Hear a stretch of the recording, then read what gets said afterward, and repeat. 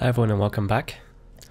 Today I've got something that I've been looking forward to for a long time, and it is the MG 3rd Buster Gundam resin conversion by 142 Studio. They were supposed to release this kit back in March, but as it was their first kit they had delays with mass producing, which is understandable. So let's open the box. First you get a little signed thank you card. And in this little box you get a metal sander, which feels very nice. You need to stick a sheet of sandpaper on the back to use it. Next up is a cute A4 size poster of the colored CG render. Not sure I find this useful at all, as I won't be hanging this up for sure.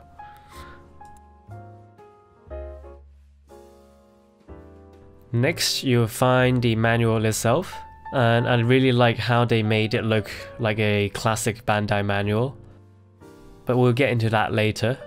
So let's look at the resin first.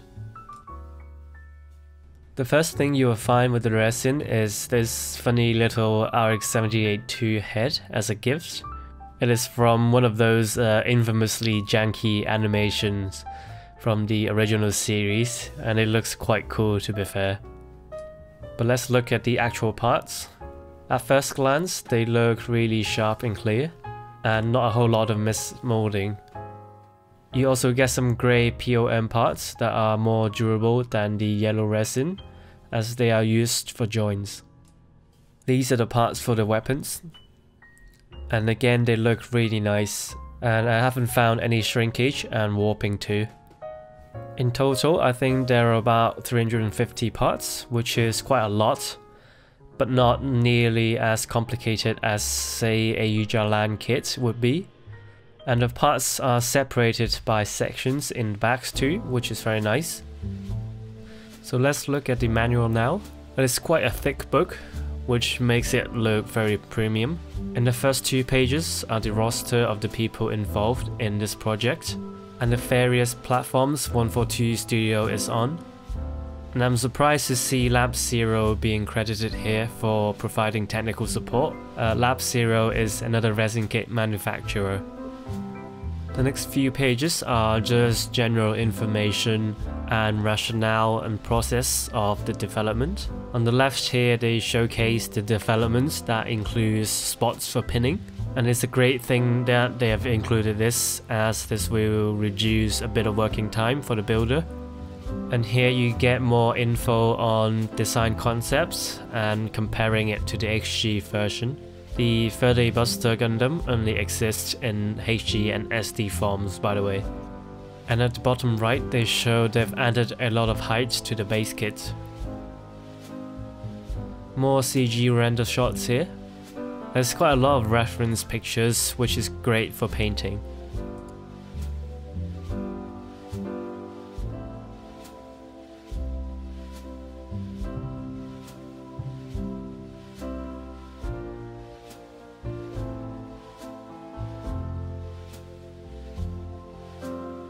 Here is the included waterslide decal sheet. Looks to be very good quality, but not a lot of useful decals though. Next up is a list of tools that they recommend to use, but really these are just products that they sell, so it's more of an effort than anything. And finally we get to the construction part, and it is very detailed, quite similar to Yuja quality. And actually this is the vibe I'm getting from 142 Studio, which is they have put a lot of thoughts into the product.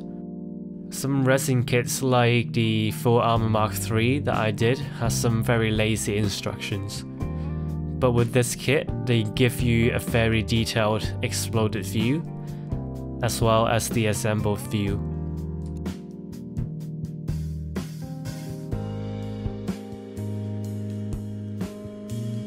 And here is a list of colors that they recommend to use, but it is all of their own brand, which isn't available outside of China, so I guess it's not very useful.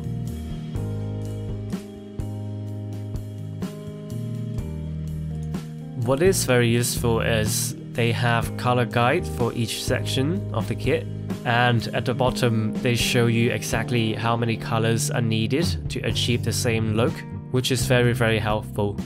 I think it's actually the first time I've seen this, but this needs to be a standard because it's just so helpful to know exactly how many colors you need for each section.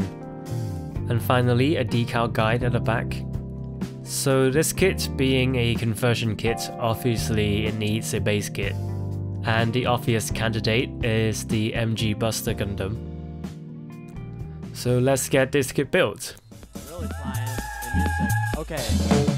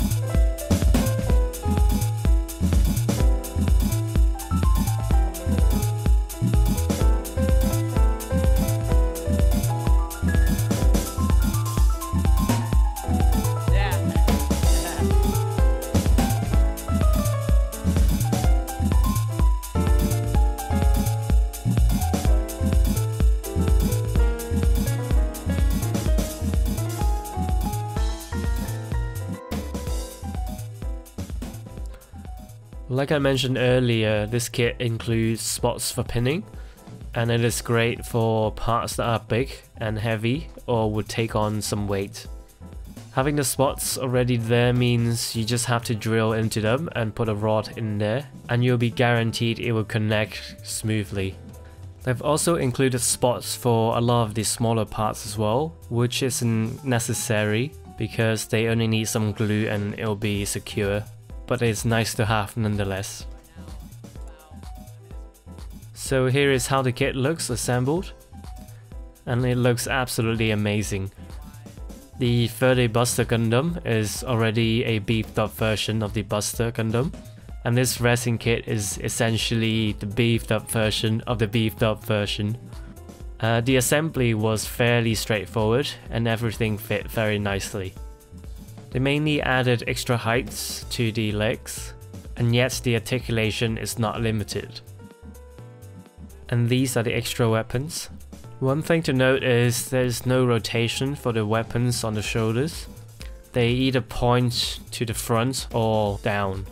So in order to get the weapons to point forward, you need to change the joints that's holding them. For some reason I've lost the footage of me showing that, but you'll see it in the next video. Another downside is the shoulders also do not rotate. The joint for the shoulder is hexagonal, so you need to take the entire arm off every time you want to change its orientation.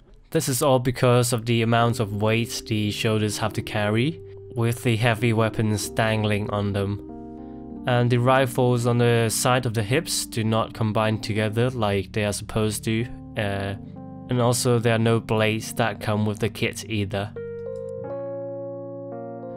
Another downside is the ankle joints are quite loose, and it makes the kit quite unstable because it's so top and back heavy. While it can just about stand on its own, ideally you need a stand to support it just to be safe. And one last thing about the kit is, although the quality is great, there seems to be more than a few air bubbles, and some of them are in very hard to stand places too. So it sounds like there are a lot of negatives, but all of them are actually quite minimal and are quite easy to fix. And the quality and how well thought out the kit is outweigh the negatives by far. So I hope you have enjoyed this video. I'm planning to use the pre-cut masking tape set for this as well for the first time. So I'll let you know how the process goes in the next video. But it might be a while for the next one because I'm waiting for some special paint to arrive. But thank you for watching, and I'll see you in the next one.